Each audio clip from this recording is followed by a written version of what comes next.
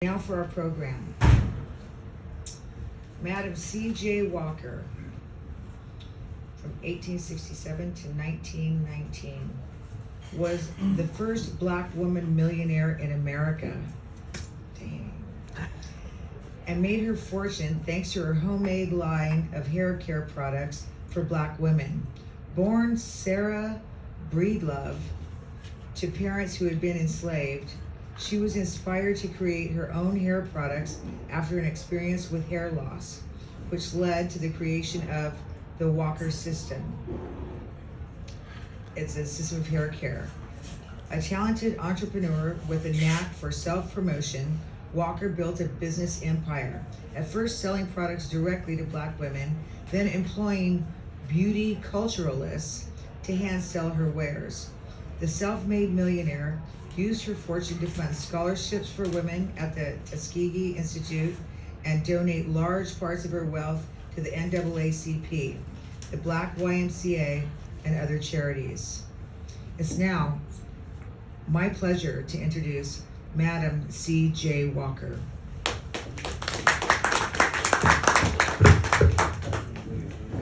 Hello, lovely ladies, wonderful gentlemen.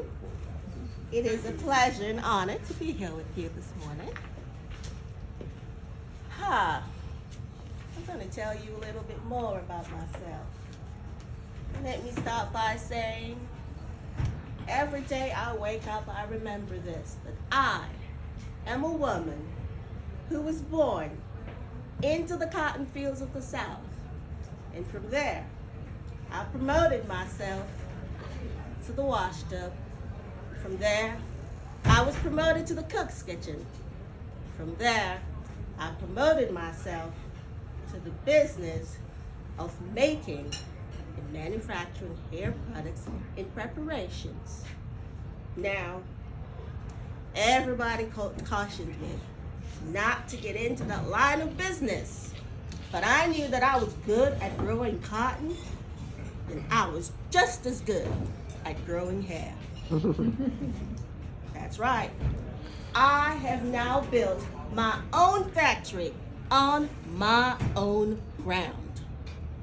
My life has been about freedom from the hair down. Now, I wasn't always like this. I was born in Delta, Louisiana in 1867.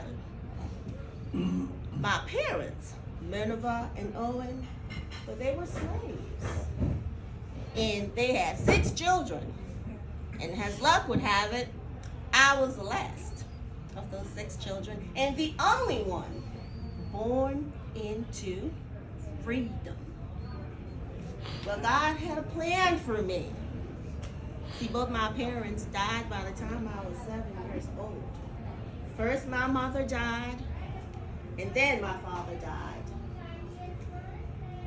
Not so much of a great thing for a little girl, but I made it work for me. I stayed around there for a while, Delta, Louisiana, and then I up and went to live with my sister, Lavinia. Well, she was off in Vicksburg, Mississippi.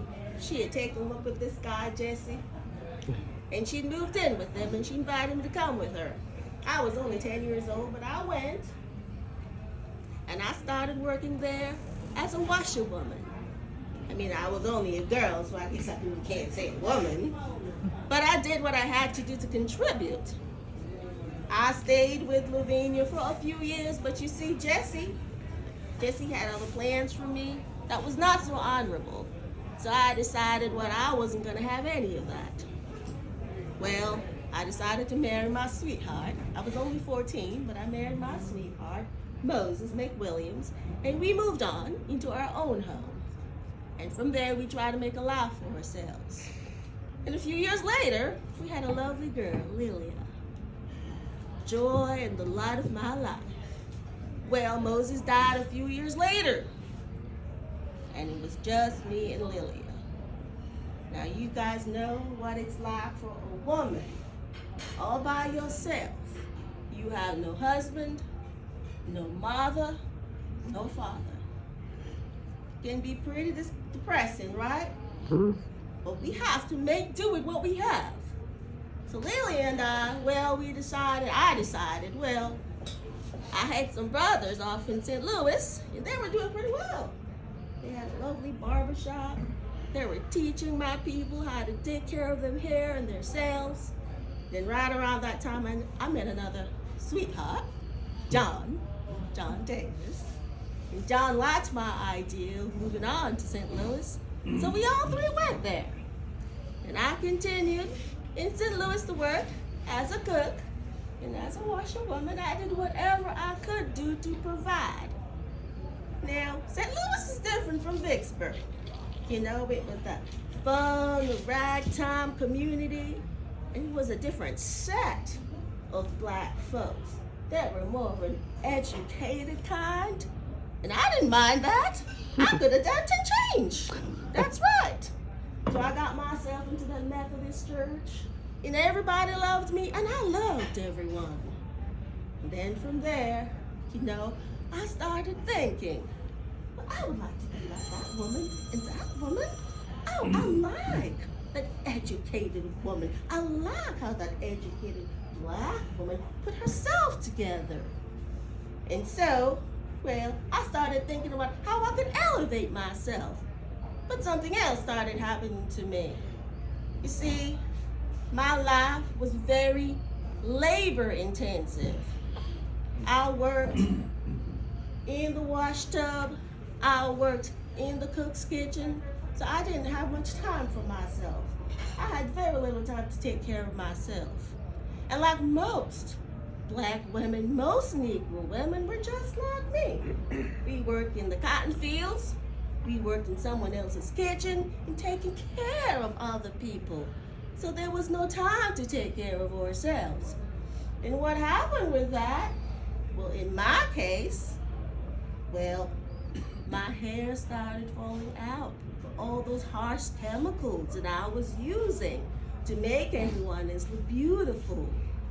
And with the hair loss, with the loss of John, my second husband, but that was okay. God had other plans for me. I decided, though, I was not going to make it get me down. I was going to heal myself. And right around that time, instead of being down on myself, God answered me. And I had the most wonderful, wonderful revelation in a dream. Now, I know a lot of people say, hey, what I'm about to say to you, they have other stories. But I want you to listen to my story. I had this lovely little revelation of a way to heal myself. And I took what I saw in my dream and I wrote it down. And I started thinking, how can I make this come true? Well, little by little, I went and I started finding those products, those things, and putting it together and making a formula out of it. And I used it to heal myself. I healed my hair. I was suffering from scalp psoriasis, and my hair had fallen out in patches. Now you know, that is not a wonderful thing for a woman. In the prime of her life, you have no hair, your man took off and left you, you have a little one to take care of. So I put that formula to work on myself, and my hair started growing back. And with that, my confidence, my lust for life, and then I started thinking, wait a minute, there are all these wonderful ladies around me who have the same problems. God can help me, I can help them.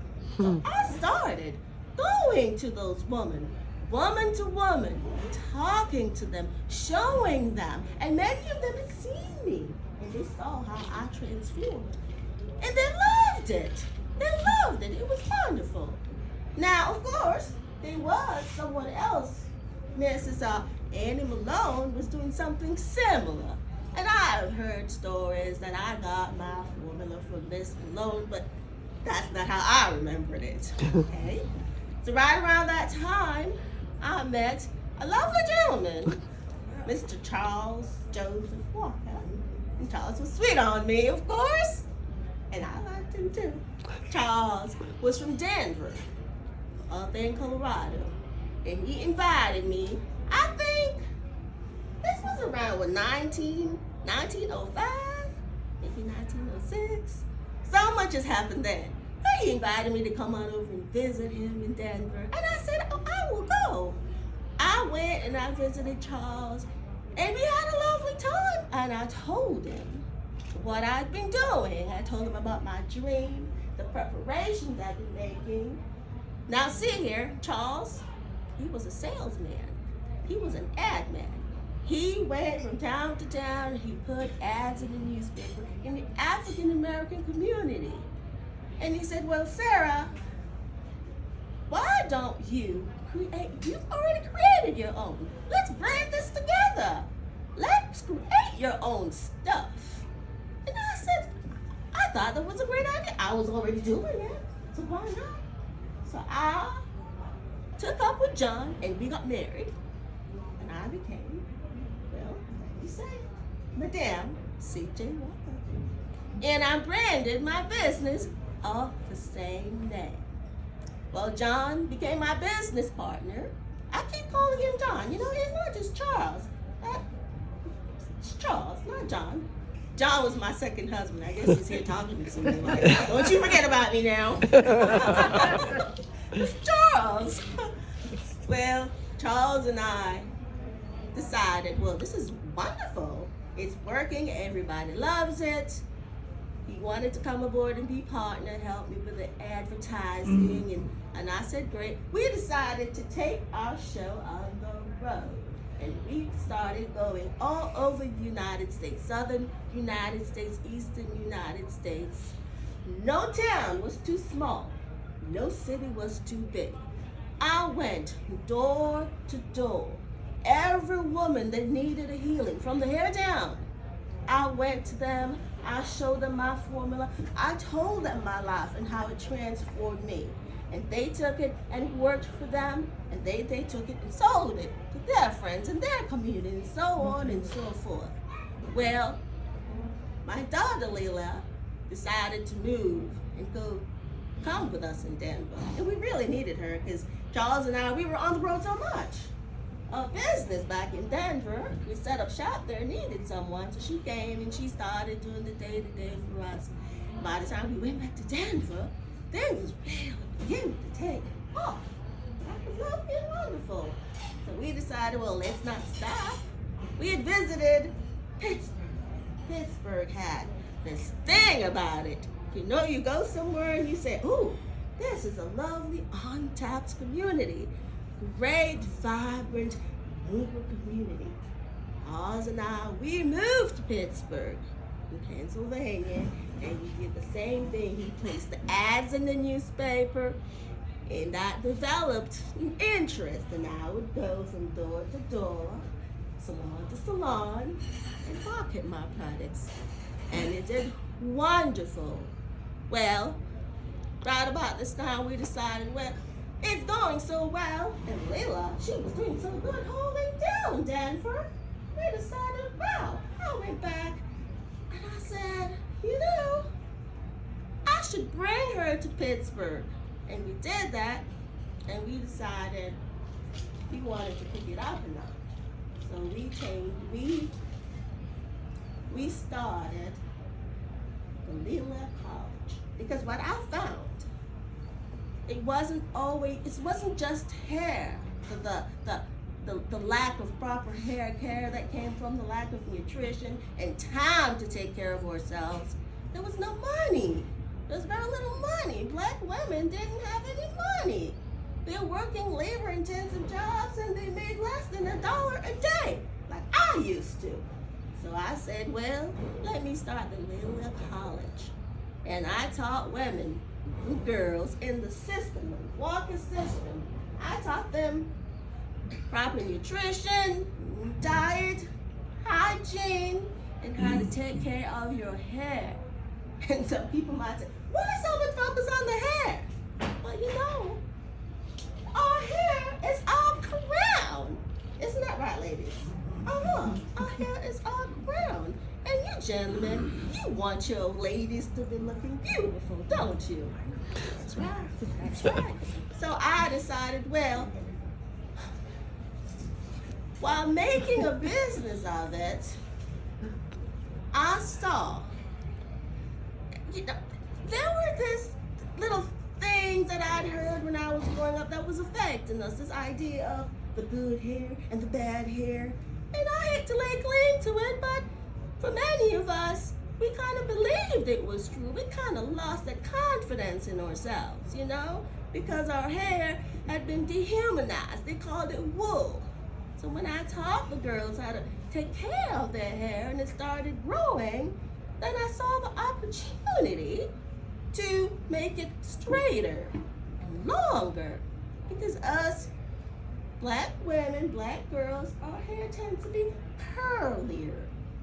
And it doesn't mean it doesn't have length, it's just locked up in that curl. So I said, well, I knew a heating iron, actually a heating comb, that a lot of people say that I invented.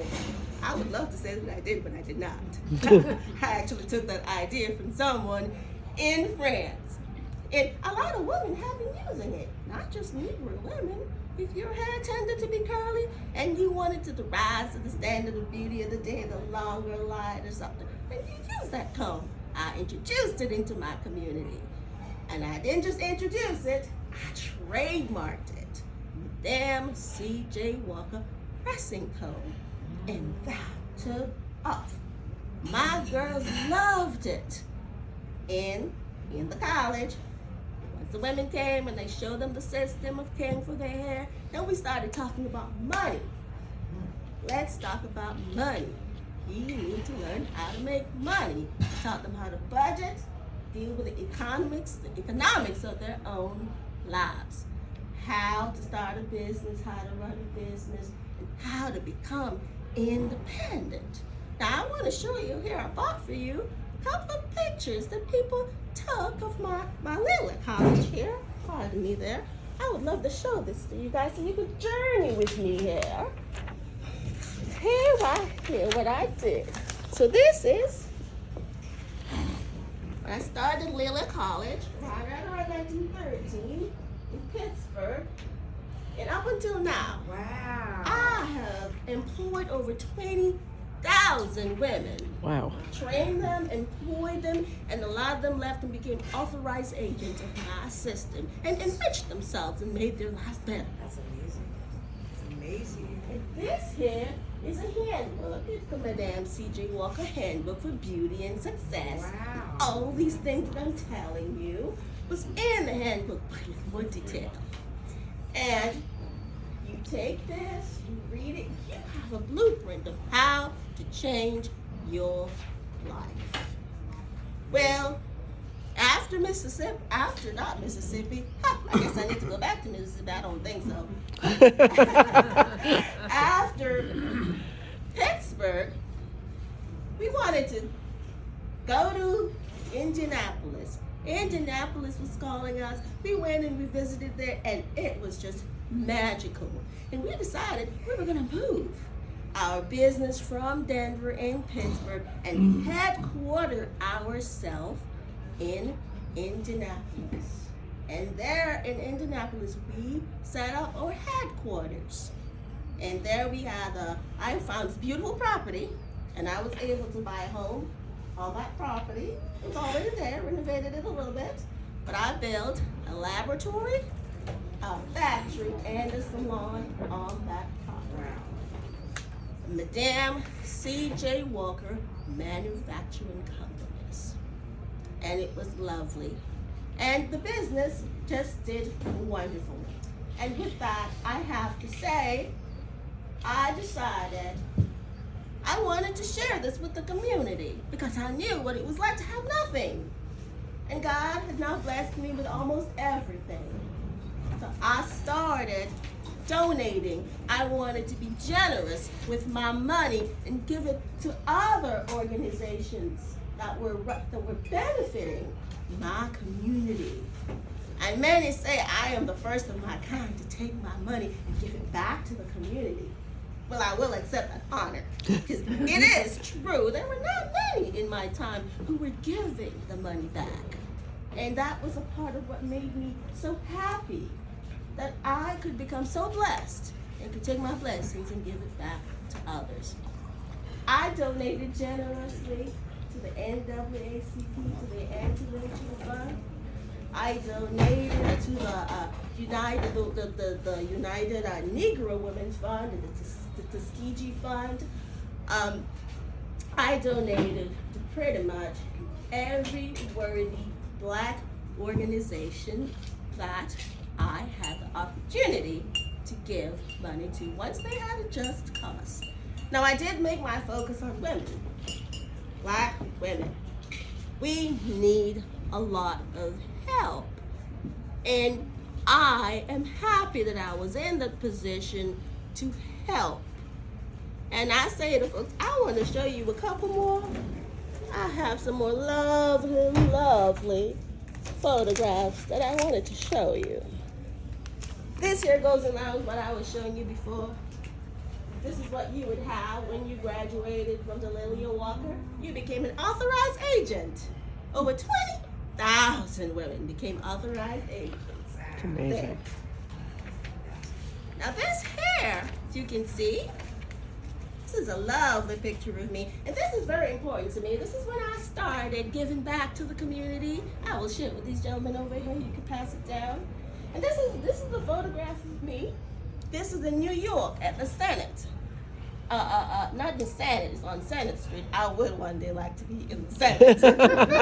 It's in the Senate Street, YMCA opening. It's a lovely, vibrant Black community, and I decided to donate to the building so our people could have a lovely recreational place to be. And that made it into the newspaper, and all those wonderful gentlemen around me helped me to make this a reality. I also want to show you here, and I saved this for last because sometimes people say stuff like this, beauty and success from cabin to mansion. Well, that is true. I did start out in a cabin on the cotton fields, and I now live in a wonderful mansion in New York. But I want you to know, everything that I have achieved, I worked for. I worked for really, really hard. And I spent endless nights, sleepless nights, working hard up my formulas to be where I am now. Now, like I said, I didn't start out with much in life. I merely had more than a third grade education. Well, I was busy washing clothes and cooking at 10. There was no time to be in school. But because I didn't have opportunity, doesn't mean you can't make it.